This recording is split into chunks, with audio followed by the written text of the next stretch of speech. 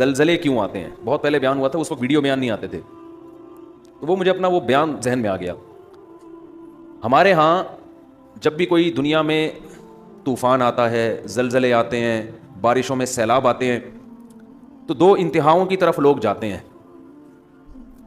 ایک انتہا تو ہے جو لبرلزم لوگ ہیں, لبرلزم کو فالو کرنے والے لوگ, جو لبرل نام نہاد لبرل لوگ, وہ کیا کہتے ہیں, بھائی یہ قدرت کا نیچر کا ایک سسٹم ہے, کسی بھی وقت کچھ بھی ہو سکتا ہے, لہذا اس میں اپنے گناہوں سے توبہ کرنا, اللہ کے سامنے گڑ گڑانا, ان تکلفات کی بالکل بھی ضرورت نہیں. چاہے کرونا ہے یا کوئی بھی وبائیں ہیں, اس کا خدا کے عذاب سے کوئی تعلق نہیں ہے.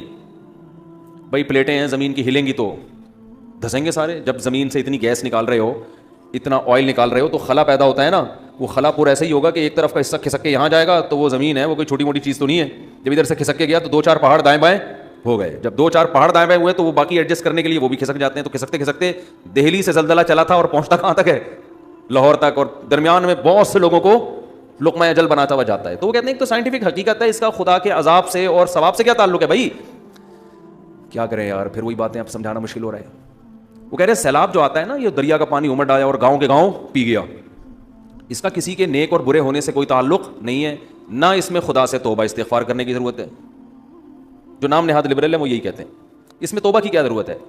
بھائی یہ تو گلیشیئر پگھل گیا تھا, گرمی زیادہ پڑی تھی, تو پگھل جب جائے گا تو ظاہر ہے دریا میں پانی زیادہ آئے گا. جب پانی آئے گا تو ظاہر ہے سائڈوں پہ نکلے گا, جب سائڈوں پہ نکلے گا تو وہ جو بھی سائڈ پہ بیٹھا ہوا ہوگا اس کو بہا کے لے جائے گا. اس کا اس سے کیا تعلق کہ اس نے تہجد پڑھ کے بیٹھا ہوا ہے یا گناہ کر کے بیٹھا ہوا ہے. اس کا اس سے کیا تعلق ہے کہ وہ بدنظری کرتا تھا, سود کھاتا تھا. یہ مولوی لوگ تمہیں خم خمیں ڈراتے ہیں, دیکھو وہ گاؤں کے لوگ سود کھاتے تھے, عذاب آیا اور سیلاب پانی بہا کے لے گیا.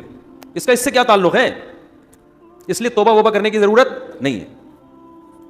یہ بھی ایک انتہا ہے. دوسری انتہا جو بعض مذہبی لوگ کرتے ہیں, وہ انتہا یہ ہے کہ ہر قدرتی آفت کو کسی گناہ کا نتیجہ قرار دیتے ہیں. یہ بھی 100% غلط ہے. نہ قرآن کی یہ تعلیمات ہے, نہ نبی صلی اللہ علیہ وسلم کی یہ تعلیمات. ہمیں پتہ چلتا ہے اسلامی تاریخ سے, قرآن و سنت سے, کہ بہت سے نیک لوگوں پر بھی عذاب آئے ہیں. مدینہ منورہ میں قحط پڑ گیا تھا, لوگ بھوک پیاس سے مرنا شروع ہو گئے تھے. حضرت عمر کا دور خلافت تھا. اس سے اچھا دور کائنات میں آ سکتا ہے؟ قحط پڑا ہے, طاعون کی بیماری پھیلی, 25,000 صحابہ اور تابعین لقمہ اجل بن گئے, جو اس وقت دنیا کے بہترین لوگ تھے. مگر وبا پھیلی ہے اور ہزاروں لوگوں کو اس نے لپیٹ لیا, جن میں زیادہ تر صحابہ اور تابعین تھے. نہیں آ رہی بات میرا خیال.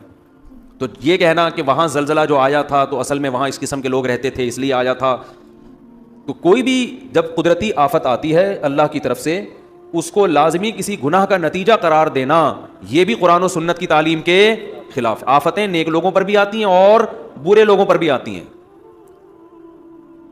ہم قرآن و سنت میں جب غور کرتے ہیں نا, تو ہمیں 2 قسم کی آفتیں ملتی ہیں اس زمین پہ, ہوتی ہیں 2 قسم کی.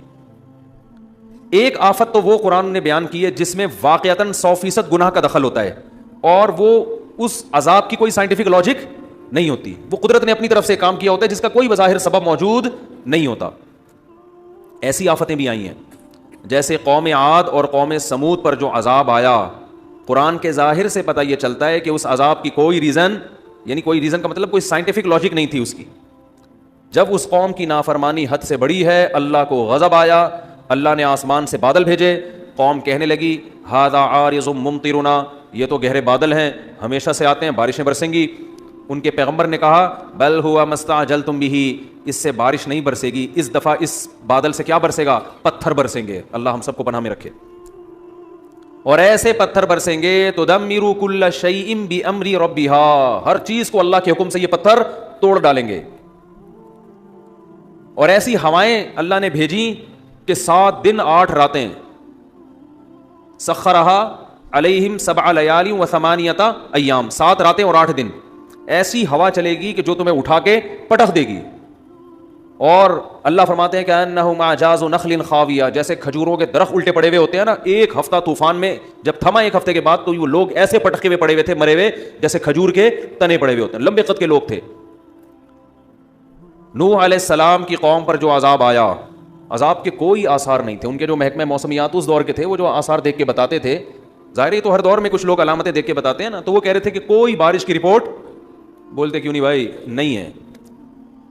تبھی وہ حضرت نوح علیہ السلام کا مذاق اڑاتے تھے حضرت نوح علیہ السلام جب کشتی تیار کر رہے تھے اللہ کے حکم سے, تو قرآن کہتا ہے کلما مر علیہ ملأ من قومہ سخروا منہ, جب بھی لوگ گزرتے مذاق اڑاتے. اس لیے کہ اس دور کے جو ماہرین تھے, جو بھی موسم کو دیکھ کے اندازہ لگاتے تھے کہ بھئی نہ یہ ایسا مہینہ ہے کہ جس میں بارشیں ہوتی ہیں, نہ دور دور تک ہمیں بارش کے کوئی آثار نظر آ رہے ہیں, تو اچانک اتنی بارش کہ آپ کشتی میں تیرنا شروع کر دیں, ایسی بارش تو ہم نے کبھی زندگی میں دیکھی نہیں ہے. تو وہ فل مذاق اڑا رہے تھے ان کا. سخروا منہ, قرآن کہتا ہے ہمیشہ جب بھی گزرتے مذاق اڑاتے کہ معاذ اللہ ان بے وقوفوں کو دیکھو کہ نہ بارش کا سیزن ہے, نہ بارش کے دور دور کوئی آثار ہیں, اور اگر بالفرض بارش غیر متوقع ہو بھی گئی تو اتنی بارش تو ہم نے زندگی میں کبھی نہیں دیکھی کہ آپ اس میں باقاعدہ کشتیاں بنا کے پہلے سے بیٹھنے کا انتظام کرو, یہ تو حماقت ہے. لیکن نوح علیہ السلام کیا کہتے تھے, اور ان کے ایمان والے کہتے تھے ان تسخروا منا فانا نسخر منکم, ان قریب جیسے تم ہمارا مذاق اڑا رہے ہو نا, ہم تمہارا مذاق اڑائیں گے. کیوں مذاق؟ اس بات کا کہ جو خدا اسباب کے ذریعے بارشیں پیدا کر سکتا ہے, وہ کسی قوم کو عذاب دینے کے لیے بغیر سبب کے بھی عذاب میں مبتلا کر سکتا ہے. جس کی یہ طاقت اور قدرت تم نے دیکھی ہے, جو سمندروں سے پانی اڑا کے آسمان پہ لے جا کے برسا سکتا ہے. اس نے ایک چکر, ایک سائیکل چل رہا ہے, تو وہ سائیکل کا محتاج نہیں ہے, وہ ویسے بھی اٹھا کے برسا سکتا ہے. جس نے آدم اور حوا کو بغیر باپ اور ماں کے پیدا کر دیا, تو اب آپ یہ دیکھو کہ بغیر ماں باپ کے بچہ پیدا ہو ہی نہیں سکتا, تو آپ کہو کہ بھائی اب ناممکن ہے. تو اللہ کے لیے ناممکن تھوڑی ہے, اللہ نے تو آدم اور حوا کو بغیر باپ اور بغیر ماں کے پیدا کر کے دکھایا اللہ نے, تو اس اللہ کے لیے تھوڑی مشکل ہے. تو مذاق تو ہم تمہارا اڑائیں گے کہ تمہیں اس خدا کی باتوں پہ یقین نہیں آ رہا. تو یہ وہ عذاب تھا جو اس دور کے سائنسدان, کیا اس دور کے سائنسدان بھی اس کی لاجک تلاش نہیں کر سکتے. دنیا میں ایسے بہت دفعہ ہوا ہے. لوط علیہ السلام کی قوم پہ